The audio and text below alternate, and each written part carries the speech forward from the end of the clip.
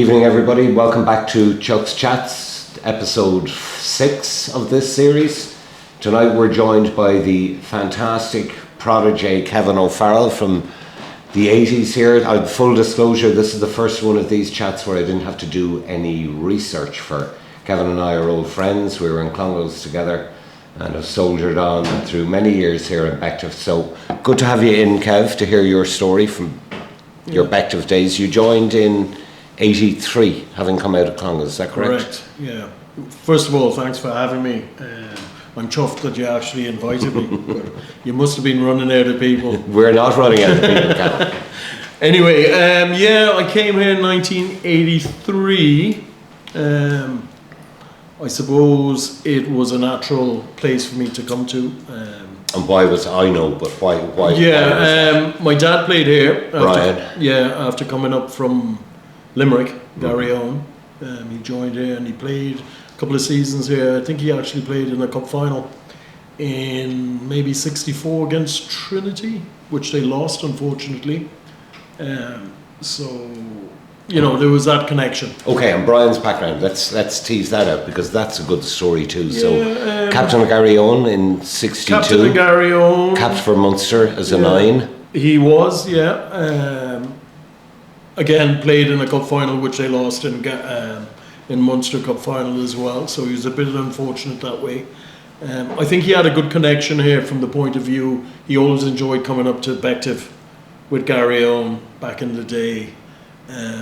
Just meeting people, and it was a natural fit, Bective always had that reputation of welcoming, especially for kind of country folk or people who were based in provincial people based in Dublin, who were coming up to Dublin for whatever, for bank. He worked in the bank, so it was natural. I think he only lived down the road in Sandy Mount. So okay, and your own. So and then the background. Brian moved to Trinidad. Yeah, he was very lucky to marry my wonderful mum, Pam. Pam is a character. Yes. Both of them are still going strong. As we know, yes. Yeah. So you went to Clongowes. I went in Clongowes. Following the family tradition, Brian had been there too? Brian had been there, so we were second generation. And then, as I said, himself and Pam went out to Trinidad in Christmas of 65, I think it was. I was just 6 months old. I was born here down in St. Michael's in Dunleary. So I'm a real dub, even though I don't sound it. You don't sound like a real dub, Kev, but we'll take you, we'll claim you. So off they went to Trinidad. I think Ireland in the 60s must have been a pretty dismal place. You better believe it, yeah. And an opportunity to move out to the West Indies was probably a nice little bonus. Too good to turn down. Yeah. So he went out and he hasn't looked back since. As I say, they're both going strong. Dad is 83 and Pam is 87. Okay. And as strong as and I, horse, like many Bective Rangers, have enjoyed the hospitality out of Maraval in Trinidad. I went out for 2 weeks in the summer of 94. You were out there. Yeah. Sean and Brenz were over here at the time. Oh, were they? Sorry, Sean was out there as well. Brenz was here, and Pam was actually here at the time on a visit. But I went out for 2 weeks, and I stayed for 3 because the crack was just off the charts. But when I was young and irresponsible, I was young and irresponsible. I'll say no more. Absolutely, can't slander anybody. Okay, so you're arriving into Bective in 83. Yeah. That was a bit of a coup for the club as well, in terms of Clongowes didn't have a strong connection. You came out of school as a schoolboy prodigy. Irish schools, am I right in saying that? Yeah. I don't know about the prodigy. A final and 2 semi-finals in 3 years on the Clongowes SCT. So by coming, and you were a bit of a leader in school for people who wouldn't understand, that helped to bring a lot of other people. Connor Poole came, for example. Pooler came. All the Powers came. I came. Yeah. So all the O's. Carmo, Halpo, Pulo. Everybody came. No, I think it was just, look, we had great crack in school, and I suppose it was just part of the next step. The extension, the evolution. was here. But look, coming here again was an easy call. There was a big connection. as I say, through the old man. Also, Bective had gone on a trip out to Trinidad in 76. 76, yeah. What do you remember that? You were only a kid then, yeah, I was a kid, 11, but there were some serious characters. Jerry Lawless, who else? Jack Shalhoub. Jack Shalhoub. Who got a new nickname out there. Absolutely. The Major, he was in his prime. It was great. So, as a kid running around, you know, there was a bit of interest in how you and looking after me and my brothers, Sean and Brendan. So, and then I came up to school in September of 77. 77, yeah, you were a year behind me. So Bective was a good fit. Yeah. Both for the family, but also it worked for all that Clongowes crew who came, because most of them are still around to this day in one form or another. So, in terms of your rugby then in Bective, did you go onto the Macquarie Cup team, or did you go straight? Yeah, no, to the first team? I played Macquarie Cup. In those days, the Macquarie Cup just ran between September and December. Which was under 19s. Under 19s. For our younger viewers, yeah. And it used to be very strong competition in those days. Oh, super competition. Yeah. And I must say, it's one of the things lacking. All the clubs had an underage team of that, you know, either under 19s, 20s. These days, from what I see, the under 20s, it's not quite. There's only about 6 or 7 clubs. And the Macquarie Cup was nearly an extension of the Leinster Schools Cup. It was like a second chance nearly at it. Exactly. Okay, so you played Macquarie Cup in 83, and after that, what teams? How fast did you fast track? Well, Joe Nolan, probably, a lot of people have heard of Joe. Joe, for some reason, I was playing on his super thirds there, and we were going for the double, in fact, and narrowly lost to Lansdowne, if I remember correctly, in the semi-final of the league. I'm not even sure if it was a semi-final. Maybe it was just a league match we lost, but we were top dogs in the cup, and myself and Connor Poole came up from the 19s and played on that team, and in fact we had an unbelievable game against Pelvo out there on the main pitch, and I must say they had a few ringers on that team as well. Oh, well, no doubt if Joe was managing our team. No ringers on their team, but the funny thing is the score was 36-0, and in those days that was a big score. You know, 36 points these days. 4 for a try in those days. Yeah, 4 for a try. So we really kind of came together in that final. And then I think maybe, and I don't know if I should be letting this out, maybe 5 of us then played for the first in the Senior Cup. Well, that's just you were being promoted for putting in great performance. Exactly. So based on form. Based on form. Okay, so I'm guessing 2 of the 5 were yourself and Pooler. Myself and Pooler, Cal Redmond. Yeah. If I'm not mistaken, I just remember there was a bit. So you won the Super Thirds in your you won the cup your first year. Okay, and then the following season. Which would have been 84, 85. 85. I was here, but if I remember correctly, I either went home at the end of that, went home to Trinidad at the end of one of those seasons, and Frankie Smith then, because Carbs came here on tour. Okay. And I came up with Carbs on tour, but knowing I was going to stay on, you know, because Frankie Smith had been in touch and so on, so I stayed on. That would have been the beginning, 87, 88. Okay. You know. So I came up, and in fact we had a good run in the cup. The cup was the all and be all in those days. So we beat Lansdowne out here. Great match. And what I remember most about that, I spent the week in bed, sick. Okay. And Tim O'Flanagan used to visit me every day. Giving in my granny's house. Yeah. In your granny's house. That was the kind of service, yeah. And Tim would come and check me out and boost me. And I think on the Thursday he said, okay, don't train, go for a walk.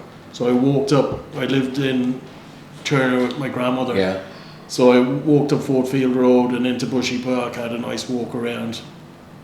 and it was, I was feeling better. That was your fitness test?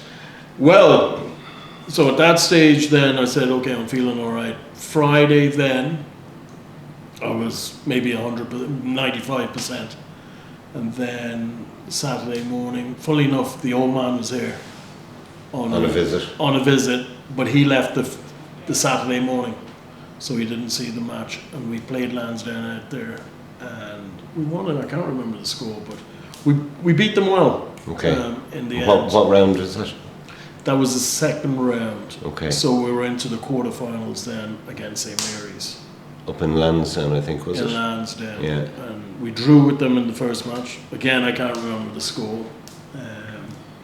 And then in the replay on the Wednesday, because they used to play the replays the Wednesday right after. We lost 6-3, I think, or 9-3. But I came off injured. Is that the match that Shay Deering did your knee? Well, Shay didn't do me. He gave me a good dunt. So, yeah, I did come off, and Al Maroney was going, come on, it's only pain. It's only pain. Al didn't do pain at all, yeah. So, I came off in that match. Funnily enough, Shay, like a lot of the Bective guys, visited Trinidad in 1978 with a great Gary Owen. With the Gary Owen team that went down the year after Bective. Yeah. Yes. And they must have had 5 internationals at least, maybe even 6. Yeah, they would have had a few guys. Tony Ward. Yeah, Seamus Dennison. Shay Deering. He was on that side. Whelan at hooker. Yeah. So it was nice to have 2 touring teams like that, one after the other. I was in first year in school, so I wasn't actually there. Yeah. But from all accounts, it went really well. So, to get back to the Mary's match then, and that was the semi-final replay we were beaten. Quarter-final. I remember reading in Tony Ward and Wardy's autobiography, his first one, where he said that you were the biggest, brightest superstar he'd ever seen come out of school, and were on a fast track to going all the way until that incident happened. He said that Diro showed you an inside shoulder, you took the bait and he creamed you. Yeah. No malice, but he said that was nearly the end of was that nearly the end of your serious rugby career up here? I would say so. Look, better not dwell on that sort of thing. Yeah. And it was great. I mean, you played with, so you were 9 to Brenny Murphy at 10. Brenny Murphy, who was just kicking points for fun for 10 years. Harry Orbison, Titch Kavanagh. I mean, big team. Bective were a serious team, and could compete with anybody. There was no fear there, that's for sure. Louis McGee was still playing. Kevin Murphy. Big team. We were a force then. Yeah. Back in the good old days. Nostalgia's not what it used to be. So trophies won in Bective. You won the Thirds Cup with Joe. Thirds Cup. And that was about it. That's about it. Do you have your medal? Do you have your photo? Well, something. I won a Fox Cup and I have the photo. Yeah, but there's no photo up in the club, I don't think. Well, we need to get that fixed. Our Fox Cup team. I don't know what the story is. How come it never went up? I don't know. Who is your captain? Something. The captain was Titch's brother. Right. Let's explore that. We'll have to look into that. Okay. And representative honours in your rugby career. You were Irish schools? Irish schools. In 83, just the 1 year, just your Just the 1 year, yeah.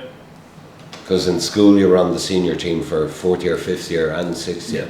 I had to reinvent myself as an out half, and you arrived to Clongowes. There you go. And you were one of the best out halves ever. Stop, Jesus, stop.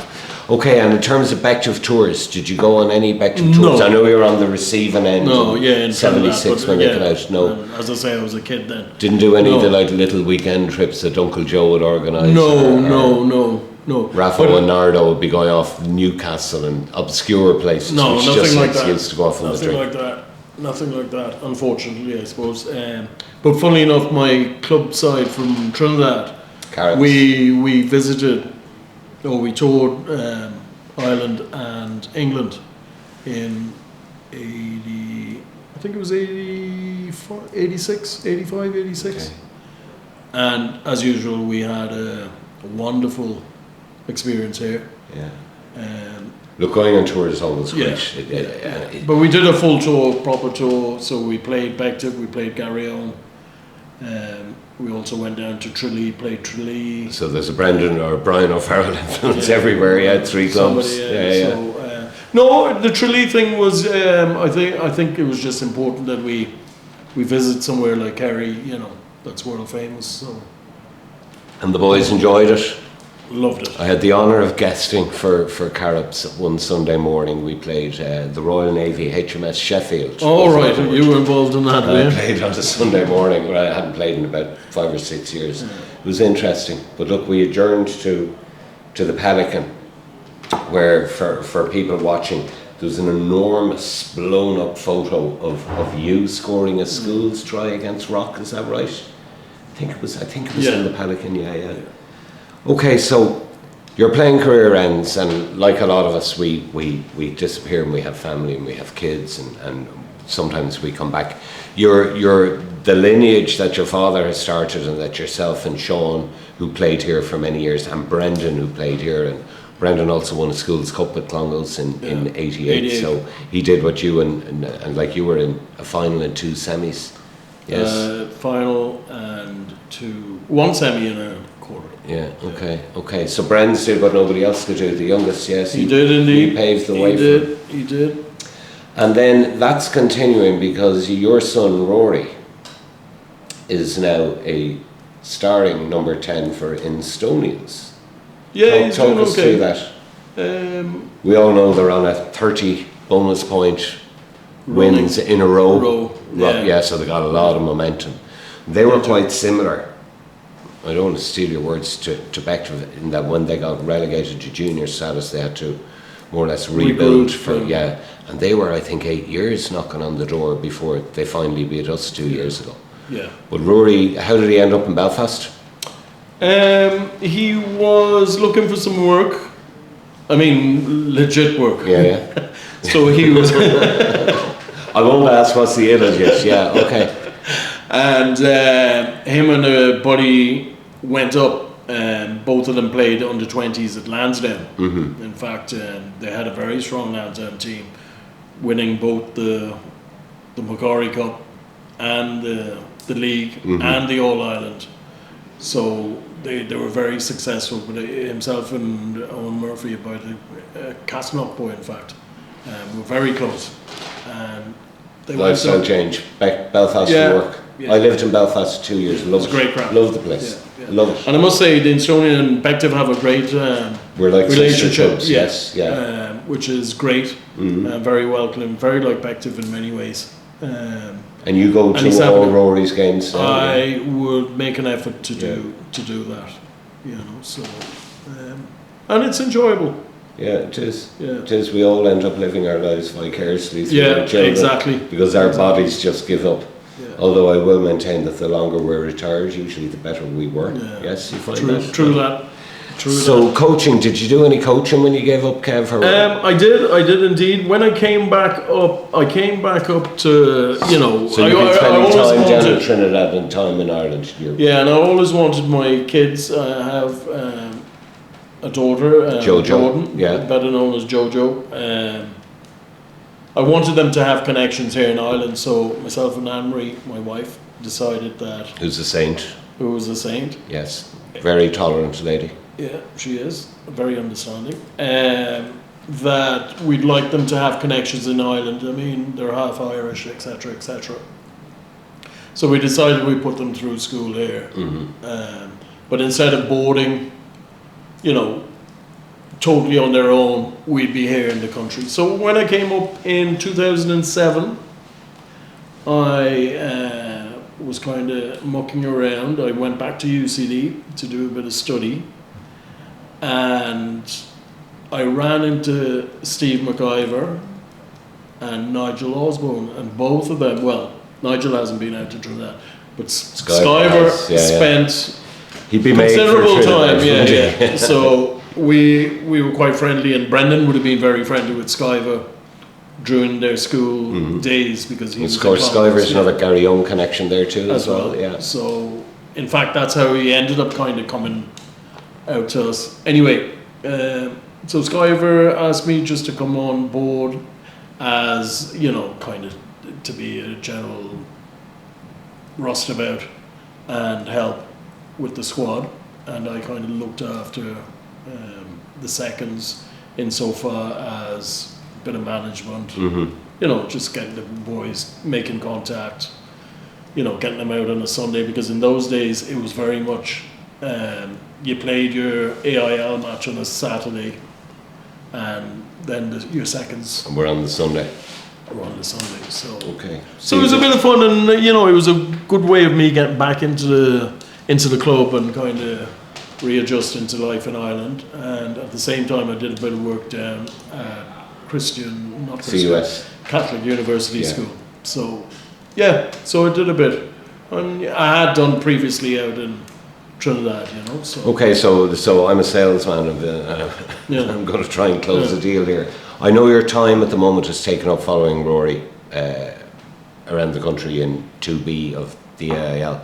But do you ever see yourself coming back, or do you have the time to come back and offer a bit more back? And there's no pressure? Yeah, no, and I think that's a fair enough question, and I think it's important that people do give back. There's a lot of rugby intelligence going on in there as well, Kev. Look, the game today is totally different from the game I played. Correct, but the ethos and the principles wouldn't be hugely different. Yeah, absolutely.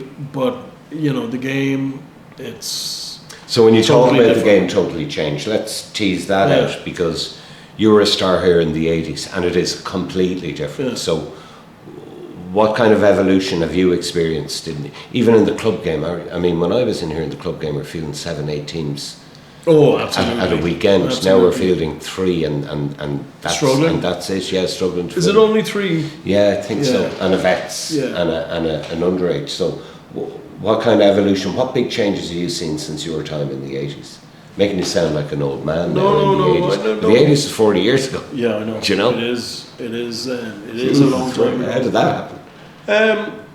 Evolution-wise, Like how are... like the line-outs. Let's just take a line-out. And a line-out is a beautiful thing now, because there's a lot of timing, Moving parts, there's moving yeah. parts. And no disrespect to, our second rows, they had to jump, just literally. Peter sprint. O'Mahony would have thrived in the old game, And it was because just, it's got such it was just sprint. messy. Yeah, you yeah. know, as a scrum half, it was messy, because you get all sorts of tap back and all sorts of ball. Now, it's just, I mean, that's one example. Yeah, even in the organisation, I know certainly back in the 80s, you'd be looking at the paper on a Thursday or Friday, the Evening Herald or the Press, to see the teams. That's gone. That's how you used to know Yeah. what team you were on. playing. Yeah. And no mobile phones, no computers, no internet. So there's a lot changed. And you said the game is nearly unrecognisable from what it was back in our day. Do you think that's a good thing or a bad thing? I think for a professional game, for the game as a professional entity, it's fantastic. But I think a lot of people now, the fun was partaking and a bit of crack out there on a Sunday or Or the bus Saturday. journeys, or I coming mean, home we from used Cork to, or we'd play a Galway or match. whatever. I'd play a match back in the day on a Saturday, and we'd have training at 12 o'clock on Sunday with Frankie Smith. Now, I don't know what the training was about, because we'd be wrecked. And then, after that, we'd head down to, what's the name of the Kylings hotel? are long, the Burlow. The Burlow? No, the hotel before the Burlow, for the Jazz at 6 o'clock. Okay. And I'd be going into the bank next door. Morehampton, Sacks. Sacks. Sacks. Grab a granny on a Sunday night. My dad say that. So what was the point of the training on It was 12 just, o'clock? it was to What run about- the beer out of Yeah, you, yes. But you'd play a match and you'd come in here and you'd drink your body weight in pints then, wouldn't you? Back in the day. And Well, yeah, I mean, I was never a big drinker. do you but, think like, we've we'd have a few lost a pints. little bit of that though, because the professionalism in the game, at the international game, at the provincial level and URC, that it makes the amateur leagues try to be as competitive and try to do the same level of training as the big boys are doing, when Yeah, actually we should nearly refocus and go, we're amateur, we're doing it for the crack, we'll train 2 nights a week and you do your own gym work, but we're not going to the levels that the Leinsters and Munsters and Ulsters go to. Exactly. That'd be a fair comment? I think very fair. Unfortunate. Look, to each its own. I think if people want to, try and excel at their game, no matter what level it is, fair enough. Why not? Okay, so any club is really founded, it's like a family, it's founded on its people. Yes, and people are the heartbeat and the ethos, and they're the soul of any club. And I suppose Bective is no different to any other in that we have a number of characters. And the characters come and go. Who would be the standout characters for you back in your active days? Yeah, well, I was just going to Don't say... slander any. No, I won't slander anybody. But as a kid coming in here, as a 18, 19, 20-year-old, there was a cohort of guys, the Badger, Mick O'Loughlin, any number, the Squirrel, everybody had a nickname. Everybody has a nickname. They're usually animal nicknames as well. Yeah, the dog, the squirrel, and it was the bird, brilliant. And those the guys badger, looked, the beagle. those guys looked out for you.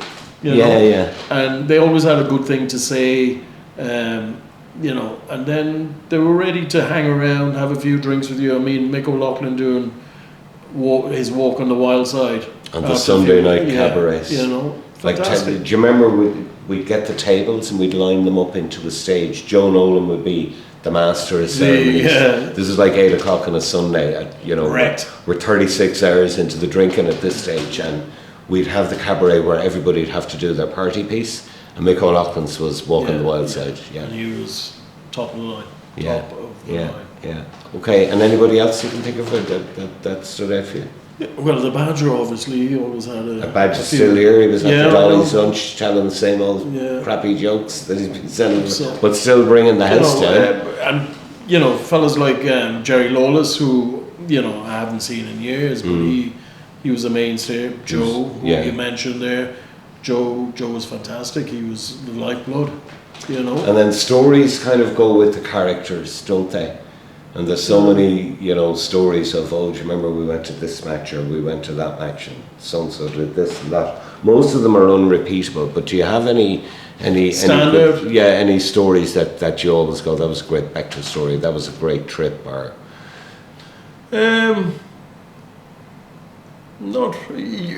There's so many. It's trying to filter out all the stuff as well. I know I can't tell that one. And then there are a few with, I don't know if we can really share. Okay, maybe it's prudent to leave that. Well, so Bective as a family, and it is like a family, and even when you spoke about the older guys looking out for the younger guys coming through, that's big brother looking out for younger brother. Yes, and a family is made up of people, and doctors and dockers is the theme I use all the time. There is no social strata in this club, so it's why I like it. We're all equal. It's changed a lot. What do you see as your hope for Bective for the future? So your dad was here, you were here with Sean and Brens. Now Rory's ploughing his own furrow up in Estonia. It's a great club, good luck to him, but you're still emotionally attached to this club.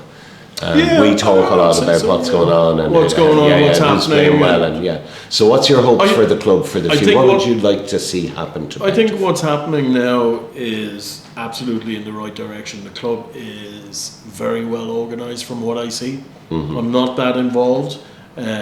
These little chats, chats, it's being the matches are being broadcast. I think it's gone. The facelift that the club has got. It's fantastic. Paddy O'Brien's new fireplace. Yes. Brilliant. Yeah. So we're going in the right direction. We need a bit of luck and to try. But do we really want to get out of Leinster League? So a lot of people are. That's it. because it's That's a nearly big an expense. episode on its own, because that, you've certainly got money expense, you've got more time expense, you've got an Travel, awful lot of guys. travel. There's only 2 Leinster clubs in 2C, right? Tullamore and look, I there's didn't no know Dublin that. clubs. Yeah, so if and when we make it, and I think we will, and I think we'll do well if we can get back up to the AIL, but it is a valid question. Or, you know, because if we don't make it this season or next season, does it really affect the club and what we're about? Well, actually it doesn't, because we have the Golf Society and the Hill Walking Society and the Crack and all the dinners and stuff, and we're in a good position to move on, and if it takes a couple of years, so be it, but it will bring its own challenges. But it'll bring a different dimension too if, you know, we were AIL status again. Okay. And that's important as well. But it is the big for question, identity, and we're all competitors, but we're not absolutely. Leinster, we're not Munster, and But I find it interesting that there are only 2 Leinster clubs in 2C. yeah, none in Dublin, so there'll be a lot of travelling involved, We should look, Shin Scale Ella. Yeah. What keeps you coming back, Kev? What keeps you coming back to Bective? I know I can walk into that bar at any time and run into somebody that I know. Even on Saturday Sunday I came down for the Tullow match. Not the Tullow, Gorey. I was away. Yeah, we won't talk about the Tullow match. No, we won't talk about the Tullow match, Kevin. Jesus. No, we won't. No, we won't. That's okay. No, but I bounced in here on Sunday. Yeah. And as I came through the door, there was Sweat, Emmett, The usual suspects. Yeah, John Daly. You know what I mean? And you just slot straight back in, don't you? Problem. It's like you've never left, and it's No just problem. I even had a pint of water, and at one stage Sweat was looking after it. I had to go to the Jacks. I said, look after that, and he looked after it for me. Pint of water. You know, Kevin, what has become you? Old age, man. Old age. No, but those are the things that bring you back. I try and make an effort of coming down here at least twice a year for the Monkstown lunch. We always do the Monkstown lunch. Yes, so, and I've got my invitation for the Monkstown lunch down below in Monkstown from the great Danny Dent. Okay, right. So, hopefully, I'll make that one. Yeah, big game for us, season defining. I know. I'm a game. bit torn already because Insonians have Wanderers, the chaps up in Shoalsbridge. Up in Shoalsbridge. Well, look, if I was you, I'd follow my kid because he'll be retired long enough, and then you can come. We'll see. Then you can come back to us again. All right. So I finished with 2 questions. Who's the best player you've encountered in Bective during your time? That's a difficult one. Because I came into a very strong Bective team, senior team, the likes of Harry Harbison in the front row, Titch Kavanagh, Carl Redmond, Brenny Murphy. Yeah. Pooler wasn't too bad. Pooler. Ben Keeley, Ronan Cullen. My nemesis, Mark Nestor, who I love dearly, who looked after me like I was his little brother. Hopefully we'll be watching this in New York. He looked out, even though we were competing, like he just looked after me. So that's a... Kev, you'd make a fantastic politician. You've managed to ramble off about 10 names there without highlighting. And I played with him on the thirds as Dechalou. Shanty. Yeah, hard as nails, Shanty. In fact, that third team had Loaded. Brenny's brother played on that team and didn't miss a kick either. So a Joe Nolan special. Yeah, loaded team. Okay, so as I said, you've managed to give the perfect politically correct answer. You'll go far. You've named a load of people but haven't highlighted anyone. The final question, what Bective member has had the greatest influence on you in your time, do you think?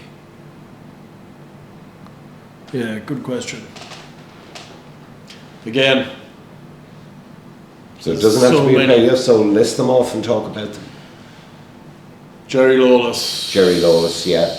Dermot Jordan. Dermot, who said that you were the Joe best player Nolan. he ever coached. Al Maroney, Ava McIver,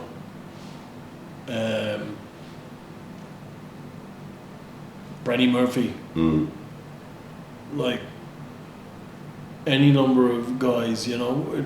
It was all, there was always people that were willing to give advice.